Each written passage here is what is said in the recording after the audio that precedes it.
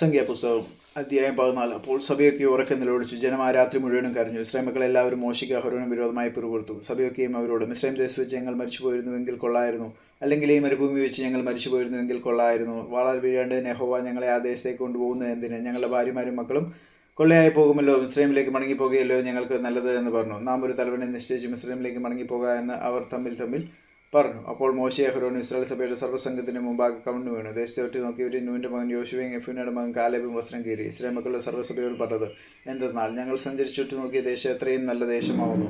യഹോവ നമ്മിൽ പ്രസാദിക്കുന്നുവെങ്കിൽ അവൻ നമ്മെ പാലും തേനും ഒഴുകുന്ന ആ ദേശത്തേക്ക് കൊണ്ടുവന്ന് നമുക്കത് തരും. യഹോവയോട് നിങ്ങൾ മത്സരിക്കുക മാത്രമരുത്, ആ ദേശത്തിലെ ജനത്തെ ഭയപ്പെടരുത്. അവർ നമുക്കിരയാവുന്നു, അവരുടെ ശരണം പോയിരിക്കുന്നു. നമ്മോടുകൂടെ യഹോവ ഉള്ളതുകൊണ്ട് അവരെ ഭയപ്പെടരുത് എന്നാറെ അവരെ കല്ലെറിയാനെന്ന് സഭയെല്ലാം പറഞ്ഞു. അപ്പോൾ യഹോവയുടെ തേജസ് സമാഗമന കൂടാരത്തിൽ എല്ലാ ഇസ്രായേൽ മക്കളും കാണുക പ്രത്യക്ഷമായി. യഹോവ മോശയോട്, ഈ ജനം എത്രത്തോളം എന്നെ നിരസിക്കും?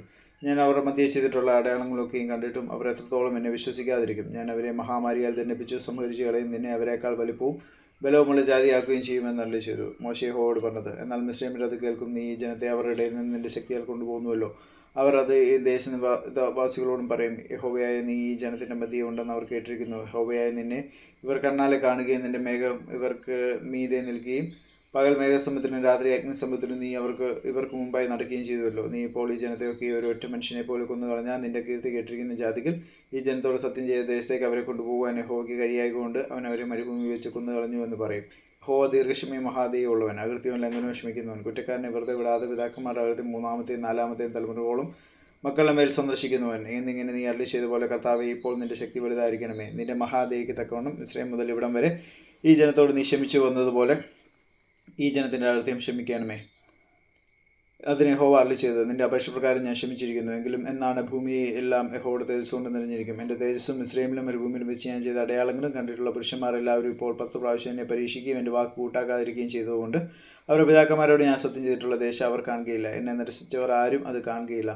എൻ്റെ ദാസനായ കാലേബോ അവന് വേറൊരു സ്വഭാവമുള്ളതുകൊണ്ടും എന്നെ പൂർണ്ണമായി അനുസരിച്ചതുകൊണ്ടും അവൻ പോരുന്ന ദേശത്തേക്ക് ഞാൻ അവനെ എത്തിക്കും. അവൻ്റെ സന്തതിയെ അത് കൈവശമാക്കും. എന്നാൽ അമാലേക്കരും കനാന്യരും താഴ്വരെ പാർക്കുന്നത് കൊണ്ട് നിങ്ങൾ നാളെ ചെങ്കടലിങ്കിലേക്കുള്ള വഴിയായി മരുഭൂമിയിലേക്ക് മടങ്ങിപ്പോകും. യഹോവ പിന്നെ മോശയോട് അഹരോനോട് അരുളി ചെയ്തത്, ഈ ദുഷ്ടസഭ എത്രത്തോളം എനിക്ക് വിരോധമായി പിറുപിറുക്കും? ഇസ്രായേൽ മക്കൾ എനിക്ക് വിരോധമായി പിറുപിറുക്കുന്നത് ഞാൻ കേട്ടിരിക്കുന്നു. അവരോട് പറയുവിൻ, ഞാൻ കേൾക്കാൻ നിങ്ങൾ പറഞ്ഞ പോലെ തന്നെ എന്നാണ് ഞാൻ നിങ്ങളോട് ചെയ്യുമെന്ന് യഹോവ അരുളി ചെയ്യുന്നത്. ഈ മരുഭൂമി നിങ്ങളുടെ ശവം വീഴും. യെഫൂനയുടെ മകൻ കാലേബും നൂന്റെ മകൻ യോശുവയും ഒഴികെ 20 വയസ്സ് മുതൽ മേലോട്ട് എണ്ണപ്പെട്ടവരായി എൻ്റെ നേരെ പിറുപിറുത്തവരായ നിങ്ങളുടെ എണ്ണത്തിൽ ആരും ഞാൻ നിങ്ങളെ പാർപ്പിക്കുമെന്ന് സത്യം ചെയ്തിട്ടുള്ള ദേശത്ത് കടക്കുകയില്ല. എന്നാൽ കൊള്ളയായി പോകുമെന്ന് നിങ്ങൾ പറഞ്ഞിട്ടുള്ള നിങ്ങളുടെ കുഞ്ഞു കുട്ടികളെ ഞാൻ അതിൽ കടക്കുമാറാക്കും. നിങ്ങൾ നിരസിച്ചിരിക്കുന്ന ദേശം അവർ അറിയും. നിങ്ങളോ നിങ്ങളുടെ ശവം ഈ മരുഭൂമിയിൽ വീഴും. നിങ്ങളുടെ ശവം മരുഭൂമിയിൽ ഒടുങ്ങും വരെ നിങ്ങളുടെ മക്കൾ മരുഭൂമിയിൽ 40 സംവത്സരം ഇടയരായി സഞ്ചരിച്ച് നിങ്ങളുടെ പാതിവൃത്യഭംഗം വഹിക്കും. ദേശമൊറ്റു നോക്കി 40 ദിവസത്തിൻ്റെ എണ്ണത്തിനൊത്തവണ്ണം ഒരു ദിവസത്തിന് 1 സംവത്സരം വീതം 40 സംവത്സരം നിങ്ങൾ നിങ്ങളുടെ അകൃത്യങ്ങൾ വഹിച്ച് എൻ്റെ അകൽച്ച അറിയും. എനിക്ക് വിരോധമായി കൂട്ടം കൂടി ഈ ദുഷ്ടസഭയോട് ഞാൻ ഇങ്ങനെ ചെയ്യും.